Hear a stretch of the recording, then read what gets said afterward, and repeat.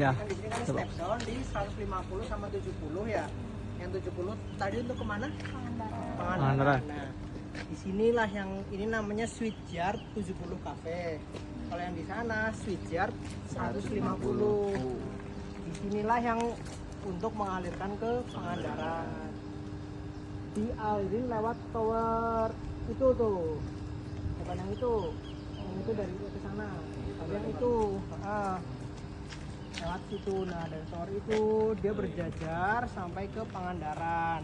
Semua aliran listriknya lewat situ. Dialirinnya lewat mana nih? Ini dari satu peralatan ke sini. Ini kita sebut namanya itu bay. Ada namanya bay penghantar, ada nama bay trafo, dan bay kopel. Kalau bay penghantar ini yang untuk kita salurkan atau kita terima. Kalau kita terima dari Ciamis, nah kita salurkan ke Pangandaran sama ke Majingan. Nah, ini yang ke Pangandaran. Ada dua penghantarnya karena posisinya dia ada di kanan, ada di kiri. Kenapa ada dua? Karena mereka digunakan untuk backup. Jadi harus ada dua.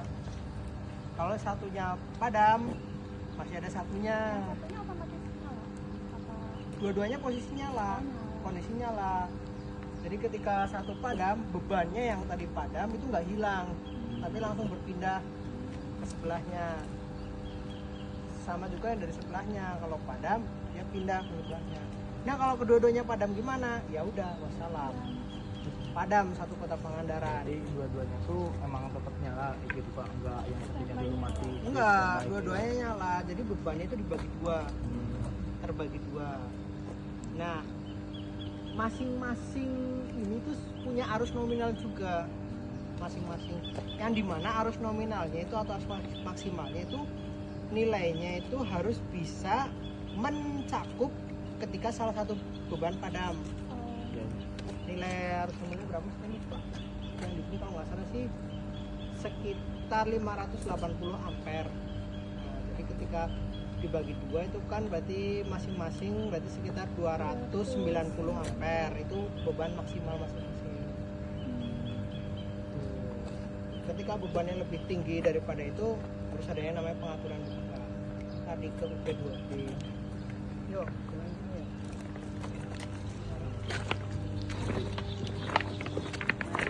Peralatan disambut baik. Kita sambut baik kan.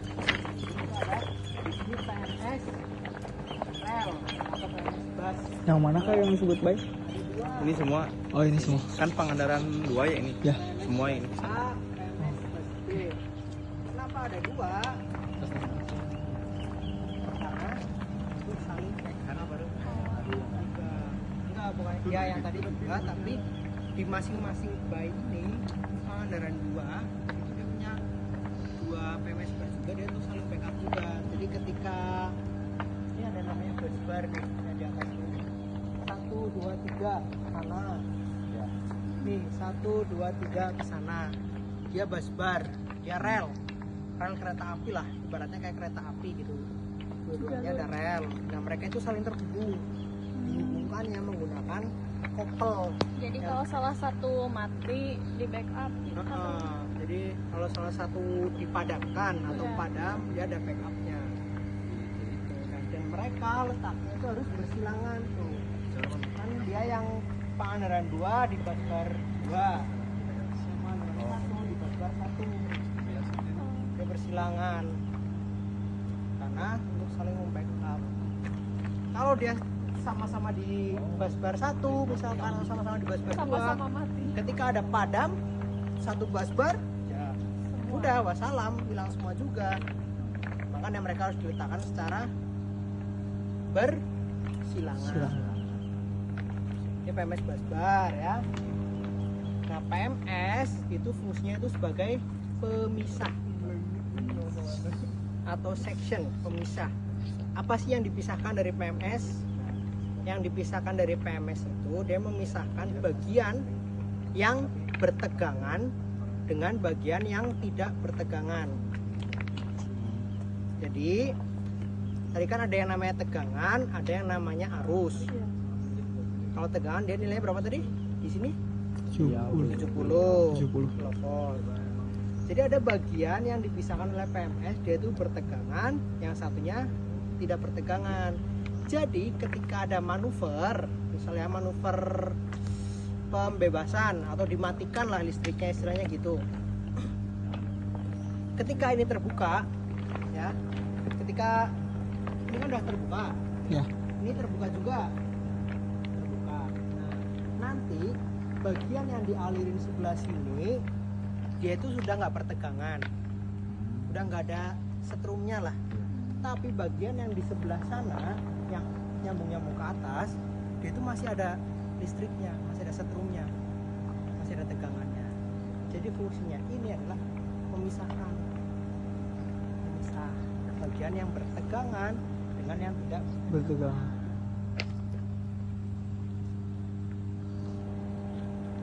Gimana? Ada yang bingung? Penjelasan saya kecepatan nggak? Pahmi? Bingung? Aman? Jadi PMS tadi fungsinya untuk apa yang dipisahkan? Bagian yang bertegangan dengan bagian yang Nggak usah tidak. nginep di dia. Hari Senin tadi ya. Tuh, yuk lanjut. Ini awas kepala ya. Tuh, saya tenang kalau om pendek, saya nggak tenang teman-teman ini yang tinggi kok. Tuh. Nah, awas kepala. Nah, yang ini namanya PMT atau pemisah tenaga. Yang tadi punya pemadam busur api. Apa namanya busur apinya? Pemadam busur apinya menggunakan apa? Gas SF6. Ya.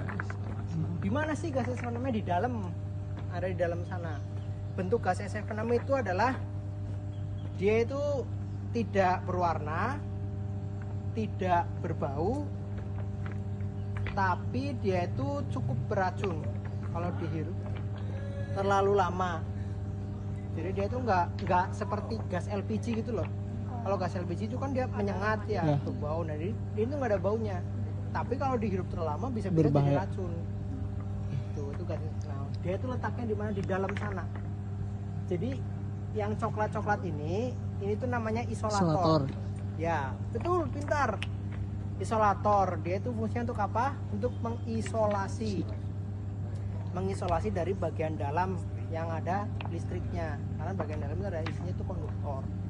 Nah, di dalam itu di bagian atasnya dia itu ada namanya kontak.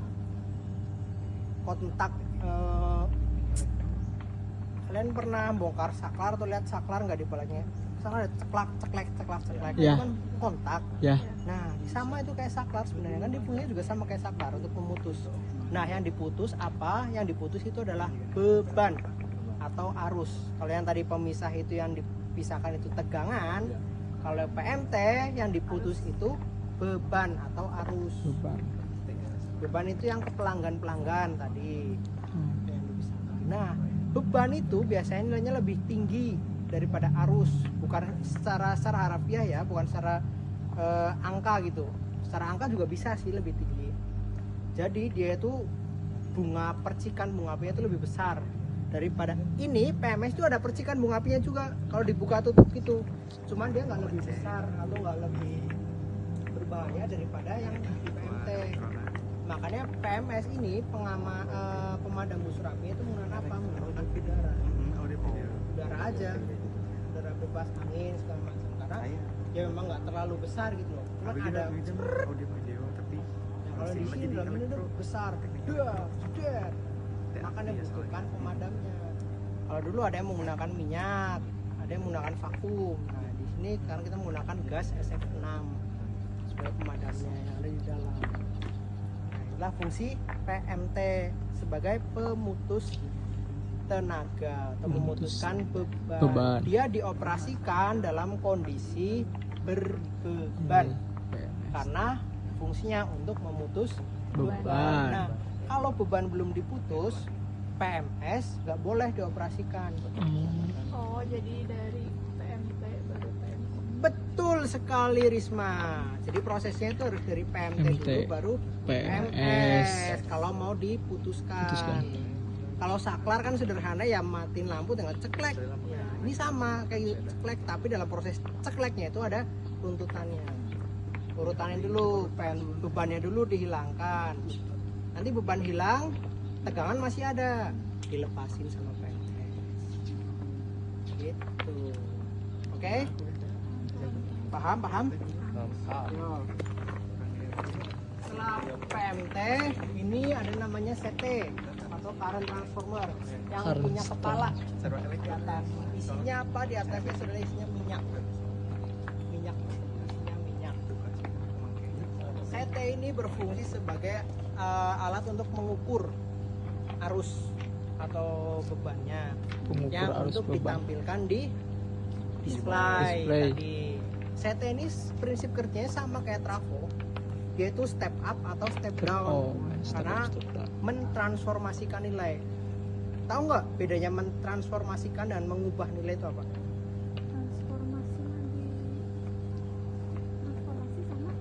Transformasi sama balik lagi ya. Nah, jelaskan dok, mentransformasikan itu apa? Saya pernah jelasin dengan kamu. Ke Pak Dil kalau nggak salah itu Pak. Dil, yang saya pakai analogi apa? Jelasin ayo, dok, Dil, sini, jelasin, sini. Saya lupa lagi Pak. Bohong, mentransformasikan nilai. Jadi, Kan itu waktu minggu pertama. nah ya nggak apa-apa terus, ingat. Jadi, Oh, yang kalau di sini mah berapa, kesana mah jadi berapa gitu. ya Yang itu gitu. bisa. Saya pakai analogi apa waktu itu? Lupa lagi. Kalian tahu film Transformer? Oh ya. iya. Nah, tahu nggak Transformer? Tahu kan ada Autobot, ada Optimus Prime segala macam. Dia kan pertama bentuk kita ambil misalnya Optimus lah, dia bentuknya truk. Ya. Ketika dia transformasi, Berubah. dia berubah menjadi robot. Tapi dia tetap Optimus Prime nggak? Tetap. Atau dia berubah jadi Bumblebee atau berubah jadi lain? Enggak Tetap kan? Optimus. Ketika dia jadi Optimus, dia bertransformasi lagi jadi truk. Ya. Tetap Optimus kan? Ketika dia jadi truk sama ketika dia jadi robot, tetap Optimus. Tetap. Mukanya tetap Optimus, segala macam tetap Optimus, sama kan? Nah, itulah yang namanya transformasi. Jadi hanya merubah bentuk, tidak Tapi- merubah nilai. Nilai. Maksudnya, memang kalau secara angka dia berubah karena sebagai pembanding. Cuman secara dalemannya, bentuknya itu tetap sama, nilainya itu sama itu loh. Jadi kalau misalkan di sisi primernya dia nilainya 200, di sisi sekundernya dia bisa nilainya 50, atau sebaliknya di sisi primer 50, di sisi sekundernya 200. Tadi 50, nilai 50 sama nilai 200 sebenarnya sama aja. Kenapa ditransformasikan? Supaya bisa terbaca oleh peralatan. Karena peralatan tidak bisa membaca arus yang begitu tinggi, harus ditransformasikan ke nilai yang lebih rendah, tapi tidak merubah nilainya itu ya, inti nilainya gitu loh. Paham ya? Iya. Beda kalau merubah bentuk atau merubah nilai. Mungkin kalau Optimus bisa berubah jadi Bumblebee apa segala macam. Nah, itu bukan transformasi namanya, tapi berevolusi. Seperti manusia, kalau dulu katanya jadi kera kan, terus sekarang jadi Panji. Nah, misalkan nenek moyangnya kamu Pithecanthropus misalnya. Nah, itu kan berevolusi namanya. Iya. Merubah bentuk, merubah nilai, merubah daleman segala macam. Itu namanya evolusi. Beda sama transformasi. Gimana Sandi, paham? Paham. Oke? Itu fungsinya CT. Yang dirubah apa tadi? Arus. Arus. Nah, kalau yang itu yang belakang, ini lihat dulu, ini yang belakang itu namanya PT, potensial transformer. Sama. Trafo juga, tapi yang dirubah adalah tegangan. Tegangan. Dia untuk metering pengukuran. Oke? Sampai. Kalau yang ini sama aja sebenarnya, sama kayak itu PMS, pemisah. Cuman dia di sisi lain.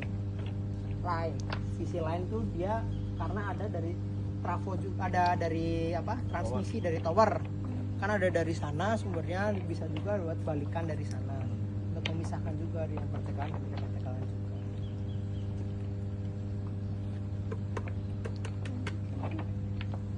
Lanjut.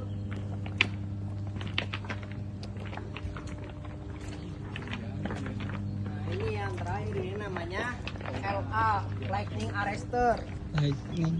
Dia fungsinya untuk mengamankan dari surja, petir, atau arus hubung singkat atau arus berlebih. cara kerjanya gimana? Nah, cara kerjanya dia ketika dia posisi normal, kondisi normal gini, dia akan bersifat sebagai Isolator. sebagai isolator, isolasi. Ketika dia ada petir atau arus yang berlebih, dia akan berubah sifat menjadi konduktor atau mengalirkan listriknya ke tanah. Nih lewat sini, lewat grounding. Dijadikan itu, dia dialirkan ke tanah.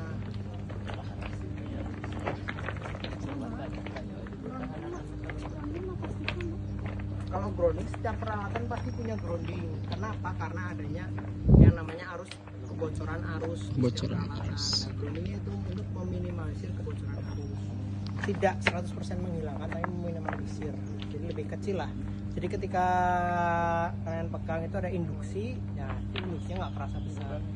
Berarti Pak buat pemeliharaan terkait grounding ini tiap berapa bulan sekali Pak? Nah kalau untuk pemeliharaan grounding nggak ada ya, sejauh yang saya tahu tidak ada yang namanya pemeliharaan grounding sendiri dipelihara itu nggak ada. Yang ada pemeliharaan peralatan. Nah pada saat pemeliharaan peralatan kita juga mengecek grounding itu setiap 2 tahun sekali. 2 tahun berarti. Pemeliharaan peralatan, satu peralatan full kita pelihara, termasuk groundingnya kita cek nilainya, kita cek kondisi fisiknya, itu setiap 2 tahun sekali.